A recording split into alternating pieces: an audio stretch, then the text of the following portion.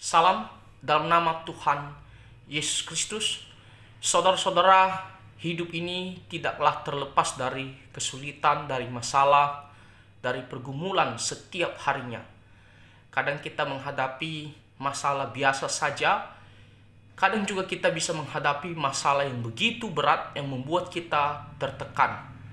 Nah, sebagai orang-orang Kristen, bagaimana tanggapan kita dalam menghadapi penderitaan, masalah, bahkan penganiayaan oleh karena iman kepada Tuhan Yesus Kristus?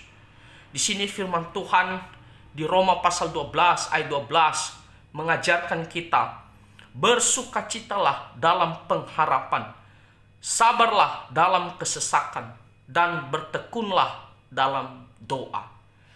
Yang pertama-tama kita harus mengerti bahwa kita orang-orang Kristen adalah orang-orang yang memiliki pengharapan di dalam Tuhan Yesus Kristus.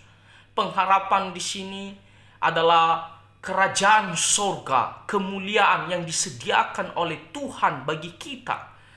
Ada di depan kita. Ketika kita meninggalkan dunia ini, kita akan masuk ke dalam kerajaan sorga. Kita akan masuk dalam kemuliaan yang dimana itu adalah tempat yang sempurna. Tidak ada duka cita, tidak ada kesedihan, tidak ada sakit, tidak ada tangisan. Yang ada adalah kebahagiaan selama-lamanya, sempurna di dalam Tuhan Yesus Kristus.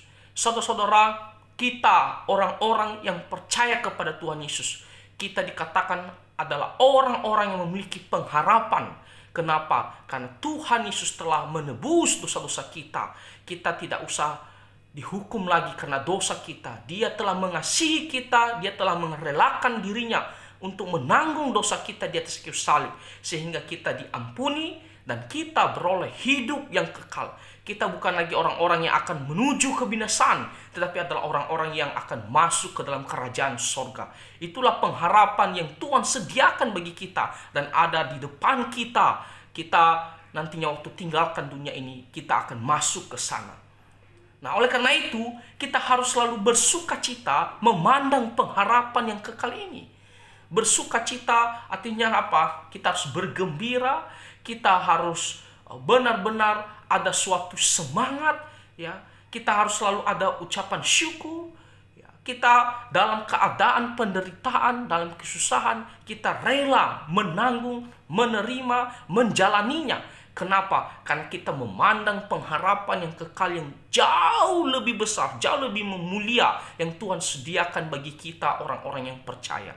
Melebihi daripada kesulitan yang kita hadapi, melebihi daripada penderitaan yang kita hadapi.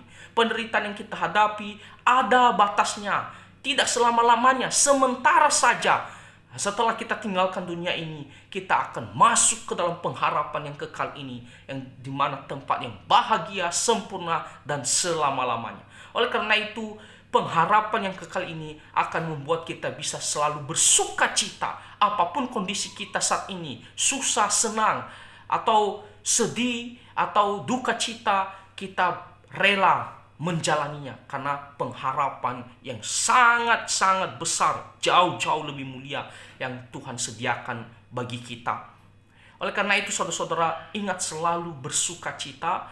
Dalam arti apa? Memang kita tetap bisa sedih, kita bisa bisa menangis, tetapi kita tidak menjadi putus asa. Kita tidak menjadi kecewa. Kita tidak menjadi menyerah, kita tidak menjadi marah. Oh Tuhan, kenapa ini? Kenapa Tuhan sediakan ini? Kenapa Tuhan biarkan saya menjalani ini? Kita tidak akan sampai mengeluh-mengeluh ataupun kecewa, marah sama Tuhan. Tapi kita masih tetap semangat. Ya, kita bukan menjadi orang yang murung terus, berduka cita terus, tidak. Tetapi ada satu sukacita semangat karena kita memandang pengharapan yang kekal. Lalu di sini dikatakan sabarlah dalam kesesakan. Ya, sesak artinya apa? Kondisi-kondisi yang membuat kita tidak bisa tenang, kita panik, tertekan. Ya, kita sulit bernafas karena masalah yang kita hadapi. Tetapi di sini dikatakan sabar. Sabar artinya apa? Bertahan dalam tekanan, bertahan dalam tekanan.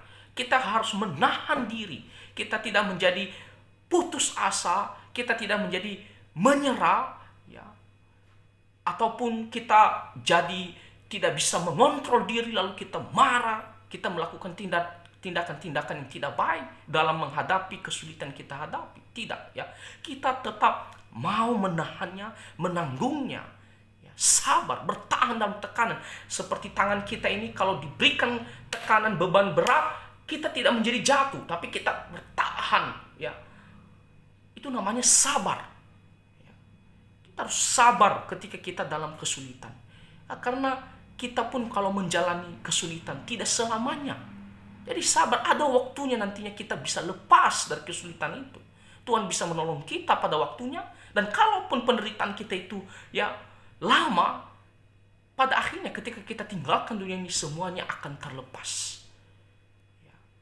Jadi kita harus memiliki sikap yang sabar di dalam menghadapi penderitaan ataupun kesulitan. Ya. Lalu di sini dikatakan bertekunlah dalam doa. Yang harus kita lakukan selanjutnya adalah kita harus terus berdoa. Kita terus memohon pertolongan Tuhan. Doa adalah jalan bagi kita untuk mendapatkan pertolongan daripada Tuhan. Pertolongan bisa melepaskan kita dari kesulitan tersebut. Setidaknya dia akan menguatkan kita. Dia akan menghibur kita.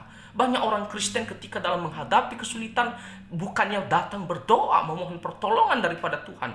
Justru apa yang dilakukan lebih memilih curhat kepada orang lain, lebih memilih gampang komplain,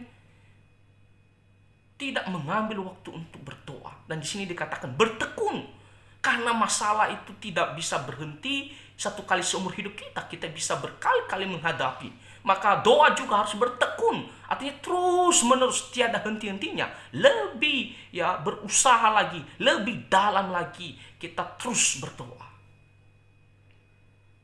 Karena doa adalah jalan bagi kita untuk mendapatkan pertolongan Tuhan. Tuhan memperhatikan kita. Tuhan juga akan menolong kita. Setidaknya dia akan menghibur dan menguatkan kita. Tapi kita harus datang bersandar kepadanya. Tak boleh kita menjalani dengan kekuatan kita sendiri. Hanya dengan pertolongan daripada Tuhan. Oleh karena itu kita harus berdoa, saudara. Panggil nama Tuhan Yesus. Tuhan Yesus, tolong saya. Kuatkan saya. Dan lepaskan saya dari kesulitan ini. Berikan saya hikmat apa yang harus saya lakukan. Jadi saudara-saudara, inilah tanggapan kita ketika kita menghadapi masalah atau kesulitan sebagai orang-orang Kristen ataupun penganiayaan. Ya, karena iman di dalam Tuhan Yesus Kristus. Itu yang pertama, kita harus bersuka cita karena pengharapan yang kekal. Kita rela menanggung apapun ya kondisinya, susah, senang, kita rela menjalannya, ada sukacita karena pengharapan yang kekal. Kedua, kita harus sabar, bertahan dalam tekanan. Ya, karena penderitaan itu hanyalah sementara.